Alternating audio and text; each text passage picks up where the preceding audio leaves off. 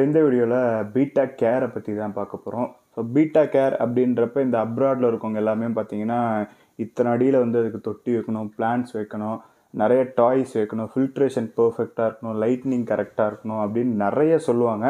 அப்படி இருந்தால் தான் அதுக்கு ஒயில்டில் இருக்கிற ஃபீல் வந்து அதுக்கு கிடைக்கும், அப்போ தான் அது ஹாப்பியாக இருக்கும் அப்படின்வாங்க. ஸோ அது கண்டிப்பாக நம்மளால் வைக்க முடியாது. ஒரு பீட்டாக்கும் 1 அடி 2 அடியில் வந்து நம்ம தொட்டி வைக்கணும் அப்படின்னா காஸ்ட் அதிகமாகிடும், வீட்டில் இடம் இருக்காது. நிறைய பேர் 10 ஃபைட்ரு வளர்ப்பாங்க, 10 ஃபைட்டருக்கு 2 அடி தொட்டிக்கு எங்கே போவாங்க. ஸோ இவ்வளோ நிறைய விஷயம் இருக்குது. பட் மினிமமாக நம்ம எவ்வளோ கொடுத்தா அது ஓரளவுக்காச்சும் ஹாப்பியாக இருக்கும் அப்படின்றத இந்த வீடியோவில் பார்க்க போகிறோம். ஸோ நம்மளால் முடிஞ்சதை பண்ணலாம். வாங்க வீடியோக்குள்ளே போகலாம்.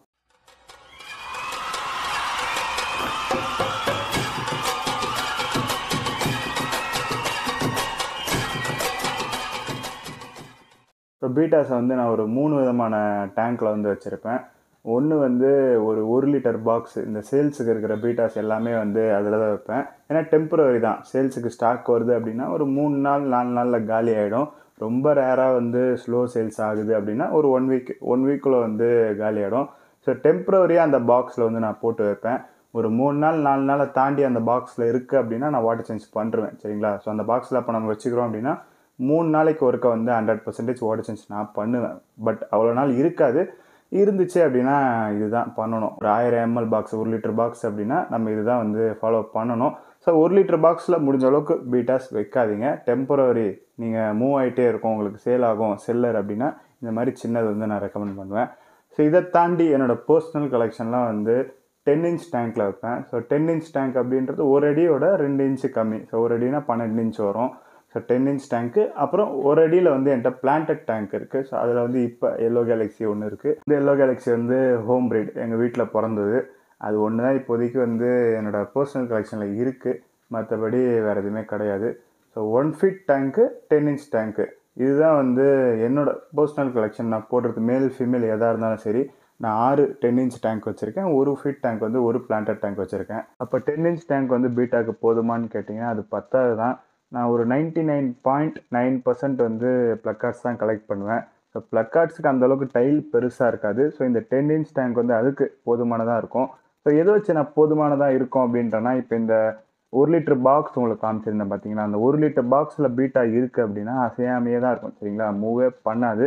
இந்த 10 இன்ச் டேங்க்கில் நான் போடுறப்ப வந்து ஃபுல்லாக அந்த 10 இன்ச் டேங்க்கில் ஒரு கார்னர்லேருந்து இன்னொரு கார்னருக்கு மூவ் பண்ணிக்கிட்டே இருக்கும். ஜஸ்ட் வந்து ஒரு ஃப்ரீ ஸ்விம் பண்ணுது இந்த 10 இன்ச் டேங்க்கில் இருக்கிறப்ப. ஸோ அதை வச்சு ஓகே, அதுக்கு இது பெட்டர் அப்படின்னு வந்து நான் டிசைட் பண்ணிக்கிறேன். ஸோ இதோட என் பிளான்டட் டேங்க்கில் இருக்கிறப்ப இன்னும் ஹைப்பராக இருக்கும். எப்பயுமே வந்து பீட்டா மூவிங்லேயே தான் இருக்கும். ஸோ அது இன்னும் பெட்டராக வந்து அதுக்கு சூட் ஆகுது. பட் எல்லாத்துக்குமே வந்து 1 ஃபீட்டில் வந்து பிளான்டட் டேங்க் வைக்கணும் அப்படின்னா எனக்கு இடம் கிடையாது. இப்போ 10 இன்ச் டேங்க் வந்து லென்த்து தான் 10 இன்ச்சு, பிரெத்து வந்து ஒரு 3 இன்ச்சு 3.5 இன்ச்சு தான் இருக்குது. அப்போ நான் எந்த ஒரு சின்ன இடத்துலையும் வந்து அந்த டேங்கை சொருகி வச்சிடலாம். இப்போ 1 ஃபீட் அப்படின்றப்ப எல்லா சைடும் 1 ஃபீட்னா அந்த டேங்கை கொண்டு போய் எங்கேயும் வைக்க முடியாது. ஸோ ஸ்பேஸ் பத்தாது. எனக்கு இடம் இல்லை அப்படின்றதுனால தான் நான் சின்ன டேங்க் கொடுக்குறேன். இருக்குது அப்படின்னா கண்டிப்பாக மினிமம் வந்து எல்லாத்துக்கும் 1 ஃபீட் கொடுப்பேன். எல்லா சைட்லேயுமே வந்து 1 ஃபீட் இருக்கிற மாதிரி டேங்க் கண்டிப்பாக செட் பண்ணுவேன். ஸோ 1 ஃபீட்டு தான் நான் உங்களுக்கு ரெக்கமெண்ட் பண்ணுற டேங்க் சைஸ். நீங்கள் பீட்டா வந்து ஒரு பெட்டாக தனியாக ஒன்று வாங்கி கேர் பண்ணி வளர்க்க போகிறீங்க, இல்லை ஒரு 2-3 பீட்டா மட்டும் ஆசைக்கு வளர்க்க போகிறீங்க அப்படின்னா கண்டிப்பாக மினிமமாக 1 ஃபீட் டேங்க் வந்து நீங்கள் செட்டப் பண்ணணும். அதில் நீங்களே ஒரு 2-3 பிளான்ட்ஸ் ஷாப்பில் வந்து வாங்கி வைக்கிறீங்க, 30 ரூபாலேருந்தே பிளான்ட்ஸ் கிடைக்கிது, அக்வேரியம் பிளான்ட்ஸு. 2-3 சும்மா சொருவி விட்டுருங்க, அழகுக்குன்னு இல்லை, அதுக்கு கொஞ்சம் ஹாப்பியாக இருக்கும். 2-3 வாங்கி நீங்கள் வச்சிங்க அப்படின்னா ரொம்பவே வந்து நல்லாயிருக்கும். அதே மாதிரி பீட்டாஸ்க்கு ஃபில்ட்ரேஷன் தேவை இல்லை அப்படின்னு தான் நிறைய பேர் நினச்சிட்ருக்கீங்க. எந்த ஒரு ஃபிஷ்ஷாக இருந்தாலும் சரி ஃபில்ட்ரேஷன் தேவை, சரிங்களா? நல்ல ஃபில்டர் கண்டிப்பாக இருக்கணும். இப்போ இந்த பிளான்டட் டேங்க்கில் வந்து நான் ஹேங் ஆன் வச்சுருக்கேன். லாஸ்ட்டாக நான் ப்ரீட் பண்ணதுனால ஹேங் ஆனை வந்து ஆஃப் பண்ணி வச்சுருக்கேன். ஸோ ப்ரீடிங் அப்போலாம் ஃபில்டர் போடக்கூடாது. பட் பீட்டா நீங்கள் க்ரூம் பண்ணுறீங்க அப்படின்னா ஃபில்டர் கண்டிப்பாக வந்து டேங்க்கில் இருக்கணும். பீட்டாவை பொறுத்த வரைக்கும் ரொம்ப ஃபோர்ஸான வாட்டரை வந்து எதிர்பார்க்காது. ஸோ நம்ம ஃபில்ட்ரு வந்து வாங்குகிறோம் அப்படின்னா ரொம்ப காமான ஃபில்டரை தான் வாங்கணும். ஸோ இருக்கிறதே பெஸ்ட் அப்படின்னா ஆங்கான் வந்து சீப்பாகவும் இருக்கும், ரொம்ப வந்து ஃபோர்ஸ் கொடுத்தும் வந்து வாட்டரை தள்ளாது. ஸோ பர்ஃபெக்டாக இருக்கும். பிளான்டட் டேங்க் வைக்கிறீங்க அப்படின்னா பிளான்ட்ஸையுமே வந்து அந்தளவுக்கு ஃபோர்ஸ் பண்ணி டிஸ்டர்ப் பண்ணாது. ஹேங்கான் தான் பீட்டாஸை பொறுத்த வரைக்கும் பெஸ்ட்டு. பட் ஹேங்கான் வைக்கணும் அப்படின்னா மினிமம் வந்து 4 சைடுமே வந்து 1 ஃபீட் இருக்கணும். என்னோடய 10 இன்ச் டேங்க்கெல்லாம் எந்த ஒரு ஃபில்டருமே வைக்க முடியாது. ஸோ நான் ஃப்ரீக்வெண்ட்டாக ஒரு வீக்லி ஒன்ஸ் வந்து வாட்டர் சேஞ்ச் பண்ணுவேன். அதுக்கும் அதிகமாக ஒரு 3 நாள் 4 நாள் ஒருக்க நான் தண்ணி மாற்றினேன் அப்படின்னா நல்லது தான். பட் என்னால் முடியறது இல்லை. ஸோ வீக்லி ஒன்ஸ் வந்து நான் எல்லாத்துக்குமே தண்ணி மாற்றிடுவேன். இப்போ என்கிட்ட கலெக்ஷன்ஸ் கிடையாது. இருக்குது அப்படின்னா என்னோடய 10 இன்ச் டேங்கில் இப்படி தான் நான் ஃபாலோ பண்ணுவேன். பீட்டாக்கு இடம் அதிகமாக தேவை அப்படின்றது அதோட ஹாப்பினஸ் மட்டும் கிடையாது, டைஜஷனுமே இருக்குது. ஸோ எந்த அளவுக்கு ஃப்ரீயாக நீந்ததோ அந்த அளவுக்கு டைஜஸ்ட் ஆகும்.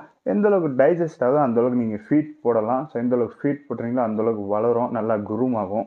சின்ன பாக்ஸில் போட்டு வைக்கிறப்ப உயிரோட தான் இருக்கும். இப்போ நம்மளையும் வந்து ஒரு 5க்கு 5 ரூம் நிற்கிறதுக்கு மட்டும் இடம் இருக்கிற அளவுக்கு சின்ன ரூமில் போட்டு வைக்கிறாங்கன்னா நம்ம உயிரோட தான் இருப்போம். நமக்கு 3 வேளை தீனி போடுறப்ப கண்டிப்பாக நிற்கிற அளவுக்கு இடம் இருக்கிற ரூமில் நம்ம உயிரோட இருப்போம். பட் ஹாப்பியாக இருக்க முடியாது. அதே கான்செப்ட் தான், உயிரோட இருக்கும் பட் அந்தளவுக்கு ஆரோக்கியமாக இருக்காது, ஹாப்பியாக இருக்காது. ஸோ ஸ்பேஸ் முடிஞ்ச அளவுக்கு கொடுக்க பாருங்கள். ஸோ பீட்டாஸ்க்கு வந்து நம்ம டெம்பரேச்சரும் மெயின்டைன் பண்ணுற மாதிரி இருக்கும். கொஞ்சம் வார்மான வாட்டர் வந்து பீட்டா லைக் பண்ணும்.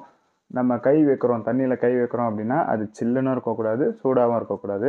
ஸோ ஒரு நார்மல் ஃபீலை வந்து நமக்கு கொடுக்கணும் தண்ணியில் கை வைக்கிறப்ப. 26 டிகிரி செல்சியஸ்லேருந்து 28 டிகிரி செல்சியஸில் வந்து நம்ம மெயின்டைன் பண்ணலாம். இப்போ வந்து இது ஏப்ரல் மேலெல்லாம் வந்து நல்லா வெயில் கொளுத்துன்னு கொளுத்தும். ஸோ இந்த டைமில் எந்த வித ஹீட்டரும் தேவையில்லை, டெம்பரேச்சரை மெயின்டைன் பண்ணணும் அப்படின்னு கிடையாது. இப்போ நார்மலாக வாட்டர் வந்து ஒரு 25லேருந்து 26 அப்படின்ற டெம்பரேச்சரில் இருக்கும். ஸோ சம்மர் டைமில் சென்னையில் இருக்கவங்களுக்கு கண்டிப்பாக ஹீட்டர் தேவையில்லை. ஸோ நீங்கள் அவுட் சைட் சென்னையில் இருக்கீங்க, ஒரு ஹில் ஸ்டேஷன் கொடைக்கானல் ஊட்டியில் இருக்கீங்க அப்படின்னா நீங்கள் கண்டிப்பாக ஹீட்டர் யூஸ் பண்ணுற மாதிரி தான் இருக்கும். ஸோ 26லேருந்து 28 வந்து செட் பண்ணி மெயின்டைன் பண்ணிக்கோங்க. அதே மாதிரி சென்னையில் இருக்கவங்களுக்கு மழை காலத்தில் குளிர் காலத்தில் எப்படி இருக்குன்றது நான் சொல்லணும்னு இல்லை. ஸோ நல்லா சில் கிளைமேட் ஆயிரும். ஸோ அந்த டைமில் நீங்களும் ஹீட்டர் யூஸ் பண்ணிங்க அப்படின்னா நல்லது. ஹீட்டர் யூஸ் பண்ண முடியலை அப்படின்னா அந்த டைம்லாம் பீட்டாஸ்க்கு டைஜஷன் ரொம்ப ஸ்லோவாக இருக்கும். ஃபீடிங்கெல்லாம் அதுக்கேற்ற மாதிரி குறைச்சி பார்த்து மெயின்டைன் பண்ணுங்கள். ஓகே, ஸோ டெம்பரேச்சரை பற்றி பார்த்தாச்சு, டேங்கை பற்றியும் பார்த்தாச்சு. இதுக்கப்புறம் ஃபீடிங், லாஸ்ட்டாக இந்த ஃபீடிங்கோட முடிச்சுப்போம். ஸோ ஃபீடிங்கை பொறுத்த வரைக்கும் லைவ் ஃபீடு போடலாமா? இப்போ ரீசெண்டாக ஒரு 2 நாள் முன்னாடி கூட வாட்ஸ்அப்பில் ஒருத்தர் கேட்டிருந்தாரு, கொசு போடலாமா, கொசு வந்து பிடிச்சி போடலாமா, எத்தனை போடலாம் அப்படின்லாம் கேட்டிருந்தாரு. ஸோ ஃபீடிங்கை பொறுத்த வரைக்கும் நான் பில்லெட்டு தான் ரெக்கமெண்ட் பண்ணுவேன். பட் பில்லட்டோட அது லைவ் ஃபீட்ஸை வந்து ரொம்ப விரும்பும். நம்ம ஒரு பிளட் வார்ம்ஸ் போடுறோம், இல்லை ஏதோ ஒரு வார்ம்ஸ் போடுறோம், இந்த மாதிரி பூச்சி எதையோ பிடிச்சி போடுறோம், கொசு போடுறோம், பிடிச்சி போடுறோம் அப்படின்னா அது விரும்பி வந்து சாப்பிடும். நான் இல்லைன்னு சொல்லலை. பட் அதோட ஆரோக்கியத்தை எது மெயின்டைன் பண்ணோம் அப்படின்னா பில்லட்ஸ் தான். ஸோ லைவ் ஃபீட் கூட கம்பேர் பண்ணுறப்ப பில்லட் வந்து ஈஸியாக டைஜஸ்ட் ஆகும். எந்த ஒரு பேரசைட்டையும் வந்து கேரி பண்ணாது. இப்போ வார்ம்ஸில் பேரசைட் இருக்கலாம், அதனால நம்ம ஃபிஷ்ஷுக்கு எதனா ஒரு தொற்று வரலாம். ஸோ அந்த மாதிரி பிரச்சனை எதுவுமே பில்லட்டில் கிடையாது. ஃபீட் பண்ணுவோம், டைஜஸ்ட் ஆகும், அதுக்கு தேவையான ப்ரோட்டீன் கண்டென்ட் எல்லாமே வந்து அதில் இருக்கும், அவ்வளோதான். ஸோ பில்லட்டில் இவ்வளோ தான் வந்து நம்ம பண்ண போகிறது. பட் லைவ் ஃபீடு போடுறோம் அப்படின்னா அதில் வந்து ப்ரோட்டீன் கண்டென்ட் அதுக்கு தேவையானதோட அதிகமாக இருக்கலாம். ஸோ அதிகமான ப்ரோட்டீன் கண்டென்ட் இருக்கப்போ அதிகமாக ஸ்விம் பண்ணணும், நிறைய ஸ்பேஸ் இருக்கணும், டெம்பரேச்சர் கரெக்டாக இருக்கணும். அதில் பேரசைட் எதனா வந்து ஒட்டிக்கிட்டு வந்துச்சு அப்படின்னா இதுக்கு ப்ராப்ளம் வரும். இந்த மாதிரி நிறைய விஷயத்த லைவ் ஃபீடு கொண்டு வரும். ஸோ முடிஞ்ச அளவுக்கு ரொம்ப ரேராக வந்து நம்ம லைவ் ஃபீட் பண்ணணும். இந்த கொசு ஈலாம் அதெல்லாம் என்ன கணக்குன்னு தெரியலை. ஸோ ரேராக வந்து நீங்கள் போட பாருங்கள். ஒரு மந்த்லி ஒன்ஸ் போட்டால் கூட போதும். நான்லாம் வந்து லைவ் ஃபீடே போடுறதில்ல, ரொம்ப ரேரு. வருஷத்துக்கு ஒருக்க வேணால் போடுவேன். அதுவும் வருஷத்துக்கு ஒருக்க மீன் என்கிட்ட மாறிக்கிட்டே தான் இருக்கும். ஸோ அந்த மாதிரி ரேராக வந்து நீங்கள் போட பாருங்கள். ஓகே, ஸோ எனக்கு தெரிஞ்ச அளவுக்கு பீட்டா கேரில் சொல்லியிருக்கேன். இது எதுவுமே வந்து ரொம்ப ஆன்லைனில் பார்த்து இந்த அப்ராடில் இருக்கவங்க மெயின்டைன் பண்ணுற மாதிரி சொல்லலை, நார்மலாக தான் சொல்லியிருக்கேன். ஆக்சுவலாக இன்னும் நல்லா பர்ஃபெக்டாக நம்ம மெயின்டைன் பண்ணணும்னு நினச்சோன்னா அதுக்குன்னு ஒரு ப்ரொசீஜரே இருக்குது, பெரிய லெவலில் ப்ரொசீஜர் இருக்குது. நம்மளால் அதெல்லாம் முடியாது, என்னால் முடியாது. ஸோ எனக்கு முடிஞ்சதை தான் நான் இந்த வீடியோவில் சொல்லியிருக்கேன். ஸோ இந்த வீடியோ உங்களுக்கு பிடிச்சிருக்கோன்னு நம்புகிறேன். வீடியோ பிடிச்சிருந்தா லைக் பண்ணுங்கள். வேறு ஏதாச்சும் வீடியோ பண்ணணுன்னு கீழே கமெண்ட் பண்ணுங்கள். பை.